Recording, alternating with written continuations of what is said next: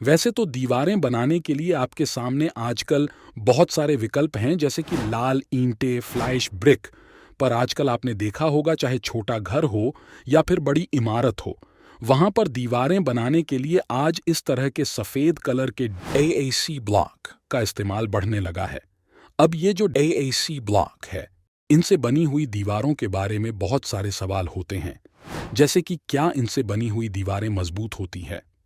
कुछ लोगों का यह कहना होता है कि जब हम एएसी ब्लॉक का इस्तेमाल करते हैं तो दीवारें बनाने की लागत कम हो जाती है। यहाँ तक एएसी ब्लॉक अलग अलग साइज आते हैं, इनकी अलग अलग कीमतें भी होती है, और ये जो एएसी ब्लॉक्स है, इनके कुछ एडवांटेज होते हैं, कुछ डिसएडवांटेज होते हैं। तो इन सभी चीज़ों के बारे में हम इस वीडियो में जानेंगे, और साथ में हम ये भी जानेंगे कि अगर आप एएसी ब्लॉक के साथ दीवारें बनाने वाले हो तो आपको कौन कौन सी चीज़ों की तरफ ध्यान देना पड़ता है, जिससे कि आपकी दीवार मजबूत बने और आपकी दीवार के ऊपर कोई भी क्रैक दिखाई ना दे। और कुछ ऐसी जगह होती है जहां एएसी ब्लॉक बहुत ही बेस्ट ऑप्शन हो जाता है, तो कुछ ऐसी जगह होती है जहां पर आप एएसी ब्लॉक का इस्तेमाल बिल्कुल भी नहीं करना चाहिए। तो ऐसी सभी इंपॉर्टेंट चीज़ों के बारे में हम इस वीडियो में देखेंगे। चैनल पे अगर आप लोग नए आए हो तो चैनल को ज़रूर सब्सक्राइब कर दीजिए। तो सबसे पहले एएसी ब्लॉक के स्पेसिफिकेशन के बारे में जानकारी लेते हैं। एएसी का फुल फॉर्म होता है ऑटोक्लेव एरेटेड कंक्रीट ब्लॉक्स।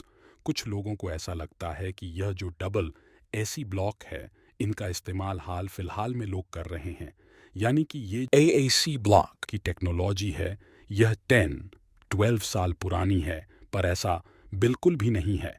एक स्वीडिश आर्किटेक्ट द्वारा नवंबर 1924 में इनका आविष्कार किया गया, यानी कि लगभग 100 साल से लोग इनका इस्तेमाल कर रहे हैं। अगर कोई चीज़ इतने सालों से इस्तेमाल की जा रही है, इसका मतलब यह है कि उसके रिजल्ट अच्छे होने के कारण ही लोग इतने सालों से इसका इस्तेमाल कर रहे हैं। ये जो एएसी ब्लॉक है, आपको 3 साइजेस में मिलते हैं। पहला 4 इंच, 8 इंच, 24 इंच, दूसरा 6 इंच, 8 इंच, 24 इंच, और तीसरा साइज जो कि है 9 इंच, 8 इंच, 24 इंच। इन तीनों साइज में आपको डबल एसी ब्लॉक अवेलेबल होते हैं।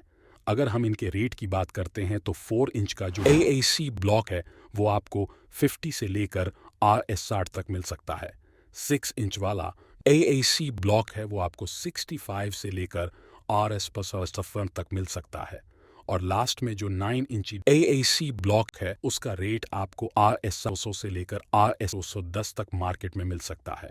और ये जो डबल एसी ब्लॉक के रेट है, ये ब्रांड और आपके लोकेशन अनुसार कम या फिर ज़्यादा हो सकते हैं। और ये एएसी ब्लॉक है, इन्हें जब हम जॉइन करते हैं तो इनके लिए पॉलीमर मॉडिफाइड एडिसिव मॉर्टर का इस्तेमाल किया जाता है। और अगर हम इन डबल एएसी ब्लॉक की लाइफ की बात करते हैं तो इनकी लाइफ कम से कम 100 साल तक कंसीडर की जाती है। As per double AC India, ये जो डबल एसी ब्लॉक है, ये बहुत ही अच्छे फायर रेजिस्टेंट होते हैं। 4 घंटे से भी ज्यादा ये फायर को रेजिस्ट कर सकते हैं, तो इसीलिए जो कि ईंटों की तुलना में 2 गुना होता है। अगर हम वाटर एब्जॉर्प्शन की बात करते हैं तो एएसी ब्लॉक का water absorption factor red brick से कम होता है, जो कि 5 से लेकर 10% तक आप कंसीडर कर सकते हो। इसका फ़ायदा ये होता है कि अगर आप डबल एसी ब्लॉक को पानी के अंदर बहुत देर तक भी डुबो के रखते हो तो उसका कोर, यानी कि जो अंदरनी पार्ट है, वो वैसा के वैसा सूखा ही रहता है। तो मेनली इसके 2 फ़ायदे होते हैं। सबसे पहला फ़ायदा तो ये आ जाता है कि जैसे कि आपने देखा होगा, अगर 5 दिन तक बरसात कंटिन्यूअस चलती रहती है तो बाहरी बरसात के पानी की वजह से ईंटें जो है वो गीली होने लगती है, और उसकी नमी जो है वो अंदर की तरफ आने लगती है, और आपको दीवारें जो है वो पूरी तरह से गीली दिखाई देने लगती है, और आपका पेंट जो है वो भी खराब दिखने लगता है। अगर यहाँ पर एएसी ब्लॉक होते हैं तो ये चीज़ आप एएसी ब्लॉक के साथ होने की संभावना बहुत ही कम होती है, क्योंकि जैसा हमने देखा, ये ईंटें जो है अपने अंदर पानी को जल्दी नहीं सोखती है, तो इस वजह से उस दीवार का जो अंदरनी भाग होगा वो जल्दी गीला नहीं दिखाई देगा। तो इसी चीज़ का फ़ायदा बड़े प्रोजेक्ट में उठाया जाता है, क्योंकि वहाँ पर एएसी ब्लॉक से बनी हुई दीवारों को बाहर की तरफ सैंड प्लास्टर ज़रूर किया जाता है, पर अंदर की तरफ कुछ जगह पर डायरेक्टली जिप्सम को लगा दिया जाता है, वहाँ पर सैंड प्लास्टर को नहीं किया जाता है। ये तो हो गई एक्सटर्नल वॉल की बात। पर जहाँ तक बात आती है दोस्तों इंटरनल वॉल की, तो इंटरनल वॉल में आप दोनों बाजू से डायरेक्टली जिप्सम प्लास्टर का इस्तेमाल कर सकते हैं। तो इस वजह से जो सैंड प्लास्टर का कॉस्टिंग है ये यहाँ पर बच जाता है। एएसी ब्लॉक का नाम सुनते ही हमारे दिमाग में एक चीज़ ज़रूर आती है कि भाई ये ब्लॉक बहुत ही बड़े दिखाई देते हैं, पर इनका वज़न बहुत ही कम होता है। अगर हम आकार की तुलना ईंटों के साथ करते हैं तो इनका वज़न डायरेक्टली आधा हो जाता है। अब वज़न कम होने के भी अपने फ़ायदे होते हैं। वज़न कम होने का सबसे पहला फ़ायदा तो ये आ जाता है कि जो बड़ी बिल्डिंग है उनमें डेड लोड कम हो जाता है, जिसकी वजह से बड़े प्रोजेक्ट में 15% तक स्टील की कॉस्ट सेव हो जाती है। साथ में 7% तक कंक्रीट की कॉस्ट भी सेव हो जाती है। तो इसी वजह से आपने देखा होगा कि जो बड़ी बिल्डिंग्स है वहां पर अक्सर एएसी ब्लॉक का इस्तेमाल किया जाता है। और जैसा कि हमने देखा इस एएसी ब्लॉक का आकार भी बड़ा होता है, तो इसका फायदा यह होता है कि जो नंबर ऑन ऑफ जॉइंट्स है वो बहुत ही कम आते हैं। इसी वजह से मॉर्टर के ऊपर सीमेंट के ऊपर जो का है, अब जॉइंट्स कम होने का अगला फायदा यह आ जाता है कि लेबर बहुत ही तेजी के साथ काम कंप्लीट कर पाता है, जिसकी वजह से आपका लेबर कॉस्ट भी सेव होने में मदद मिलती है। इसी से जुड़ा हुआ अगला एडवांटेज आ जाता है जो कि है स्पीड ऑन ऑफ कंस्ट्रक्शन। देखिए दोस्तों, जितना जल्दी लेबर काम कर पाएगा उतना ही जल्दी आपका प्रोजेक्ट कंप्लीट हो पाता है, और अगर प्रोजेक्ट जल्दी कंप्लीट हो जाता है तो आपकी बहुत बड़ी सेविंग हो जाती है। इस एएसी ब्लॉक का अगला एडवांटेज आ जाता है जो कि है फिनिशिंग। ये जो एएसी ब्लॉक है ये फैक्ट्री मेड होते हैं, इसी वजह से आपको हर एक ब्लॉक का साइज सटीक और एक समान मिलता है। जैसा कि हम सब जानते हैं, जब हम रेड ब्रिक का इस्तेमाल करते हैं तो वहाँ पर ईंटों का साइज कम या फिर ज़्यादा हो जाता है, जिस वजह से जब हम दीवार बनाते हैं तो दीवार की सतह एक समान नहीं मिल पाती है। सतह अंदर बाहर होने के कारण जब प्लास्टर किया जाता है तो वहाँ पर ज़्यादा मोटाई वाला प्लास्टर करना पड़ता है, जिस वजह से प्लास्टर की थिकनेस तो बढ़ जाती है, साथ में प्लास्टर के ऊपर आने वाला कॉस्ट भी बढ़ जाता है। पर ऐसी दिक्कत आपको एएसी ब्लॉक में दिखाई नहीं देती है। एक समान और सपाट सरफेस होने के कारण यहाँ पर प्लास्टर की थिकनेस भी कम हो जाती है, जिस वजह से प्लास्टर की ऊपर होने वाला कॉस्ट भी सेव हो जाता है और काम तेजी के साथ कंप्लीट हो जाता है।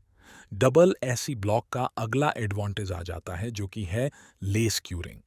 अगर हम डबल एसी ब्लॉक का कंपैरिजन रेड ब्रिक से करते हैं तो इन्हें रेड ब्रिक की इतनी क्यूरिंग की आवश्यकता नहीं होती है।